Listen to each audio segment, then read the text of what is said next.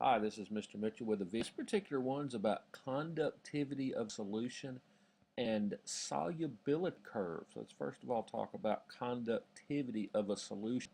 We can figure out what the word conductivity is because a conductor would have conductivity. Here we have metals, and we know that metals are the best conductors of electricity. And you find all these metals right here in the middle, and I guess you might say on the left side, the whole left side of the periodic table.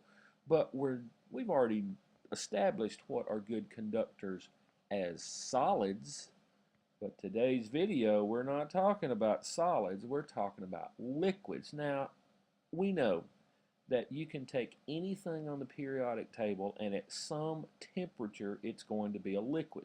So it kind of stands to reason if you have one of these transition metals and you melt it down, it's going to still conduct electricity very well. But what we're going to be talking about is the conductivity of mixtures, not of elements, but of mixtures. And what is the universal solvent in mixtures? It's going to be water. So when we talk about conductivity of a solution today, we're going to talk about the conductivity of aqueous solutions. An aqueous solution is where water is the solvent. You may remember solvent is what the thing that solutes go into. Here we have something purple that is the solute, and it was going into the solvent, which is water. So this looks like an aqueous solution. And in fact, that's what the title of this is. And yes, you remember ions. Ions are what you get whenever you have a bond between something like sodium and something like chlorine. The sodium is going to give up an ion, and the chlorine is going to accept the ion. Ions are also what you find in an electrical current. And yes, we see both of these when talking about the conductivity of a solution. Now, an aqueous solution could have anything in it. I mean, gosh, the number of things you can just mix together and throw in water is a bunch of stuff. So it could be, here's sodium chlorine, sodium chloride, here's potassium bromine. Can't tell exactly what this is, but there's lots of stuff that can be put in there. Now, when it comes to conductivity, here is how we measure it. We have devices called electrodes. These electrodes, and you can see several different representations of them here, look kind of like little popsicle sticks, but they're metal. But anyway, these electrodes are stuck down in here. And notice for every one of these you have two electrodes, and you can probably imagine why. Because one of these electrodes is going to be positive and one of these electrodes is going to be negative. Now notice what you have here. These electrodes will be stuck in, they're calling one of these electrodes the anode, one of these electrodes the cathodes. Do you remember something that has to do with ions that starts with AN and CAT? Yes, anions and cations. And here you have an anion here, a negative ion. Here you have a cation here, a positive ion. So these two electrodes that are stuck in here are going to attract these ions. The negative will go to the anode, the positive will go to the cathode. Now the cathode here is actually negative. It's just called cathode because it attracts all these positive ions. And you probably can imagine what would attract these negative ions that come to the anode? Something positive. So even though it's called anode, it's not a negative electrode like you would guess that it might be. But it does kind of make sense that way. So whenever you have these in, if you have a lot of ionic activity, if you have a lot of ionic activity, then you have a strong electrolyte. Now, an electrolyte is pretty much just stuff in solution that becomes ions. So here are electrolytes in this solution. So electrolyte solution would not be pure water. Ultra pure water has a very low conductivity. Seawater, for example, has a lot higher conductivity because it has stuff like, well, salt in it. And NaCl, as you see here, really makes ions a lot because, well, look on the periodic table. Na is right over here and Cl is right over here. It's just almost never find Na in its Na sodium form. You're going to find it as an ionic form almost all the times, or in some kind of ionic bond. So some of these electrodes actually have little light bulbs on top of it, which show you how strong, weak, or non-electrolytic it actually is.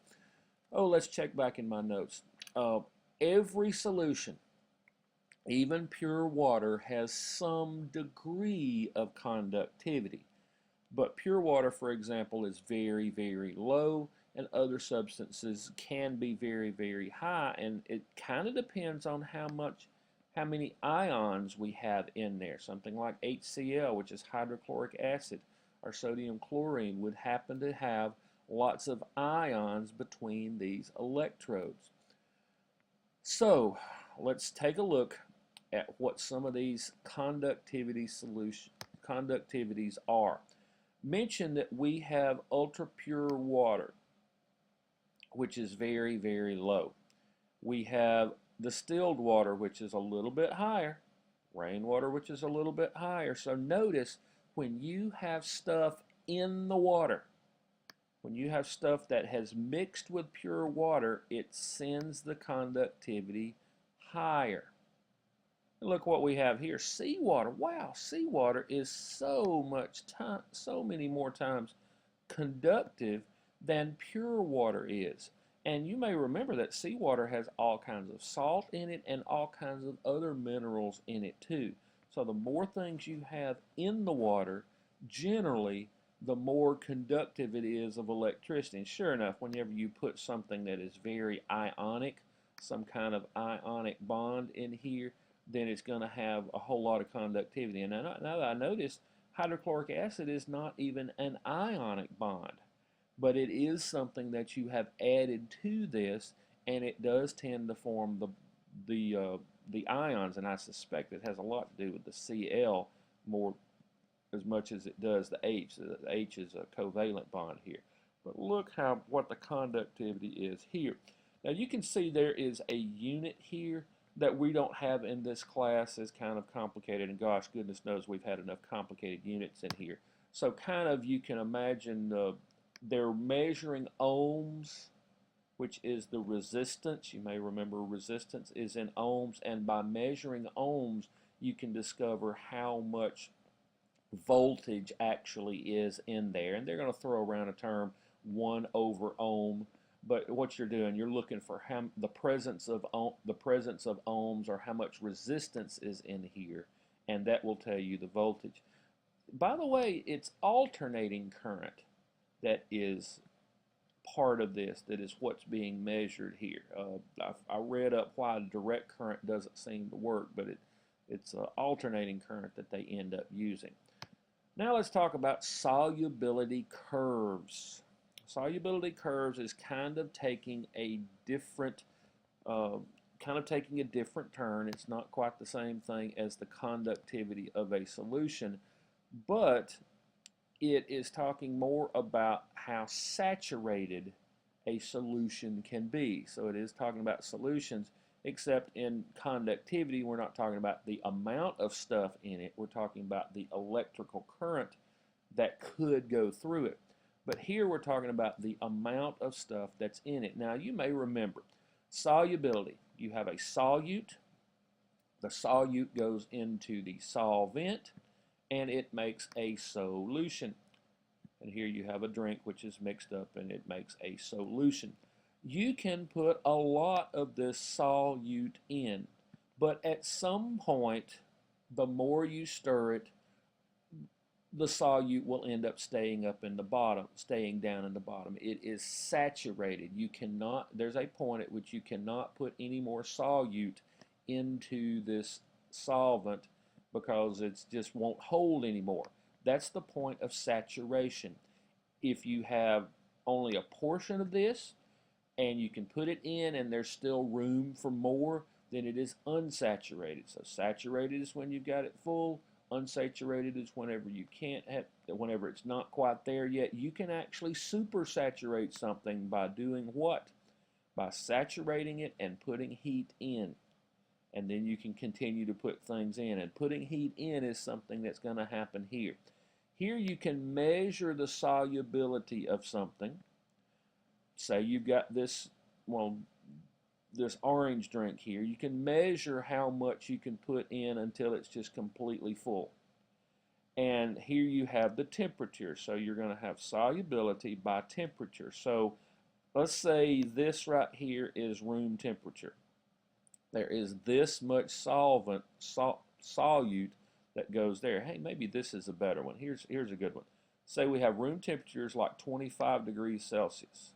So at 25 degrees Celsius, whatever this is, looks like potassium nitrate, has 20 grams of solute. So 20 grams of solute will become saturated in water. Will become saturated in whatever the solvent is, probably going to be water. But notice what happens with potassium nitrate. The warmer it gets, the more stuff, the more solute you can put in. Now here we have 20 grams. You just have to go up to a 25-degree increase in temperature to get double the amount of grams in here, because this is going to be 40 grams here. So you can see how in most solutes you really can get a lot more of these. You can really get a lot more solute into the solution. Now if you really like super sweet tea, that's how you do it. You make it hot. You make the water really, really hot, and that way you can put a whole lot of sugar in. Yes, what did you learn in science today? How to put a lot of sugar in sweet tea. But anyway, here are a lot of solubility curves. A lot of solubility curves. Now you don't have to memorize what these are, but just notice the patterns. Most of these go up. Most of these go up, and what that means is that you are adding more heat and you can get more solute in solution. Most of these go up. You can add more heat and get solute in the solution. But notice we have some things that it doesn't really make much difference how much heat you put. Sodium chloride, hey, that's salt. You can get about the same amount of salt in water at room temperature, which is 25 right about here, as you can near the boiling point. Just about the same amount. Now that is different from almost every one of these curves you have. Take a look at this, NH3, what is that, ammonium? Ammonia? It may be. But NH3, the hotter it gets, well, the hotter it gets, the less solution it holds. So at room temperature, it holds 45 grams, something like right here. But whenever it's boiling, it only holds like 8 grams. Wow, that's kind of unusual right there. You could even make your own solubility curve if you take some kind of solution and the solute that goes in it. So put as much solute as you can before it starts spinning on the bottom as you're stirring it in.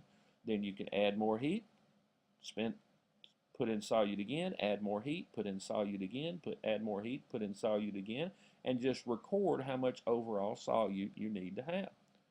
Hey, I hope you've learned a little bit about conductivity of a solution and solubility curves.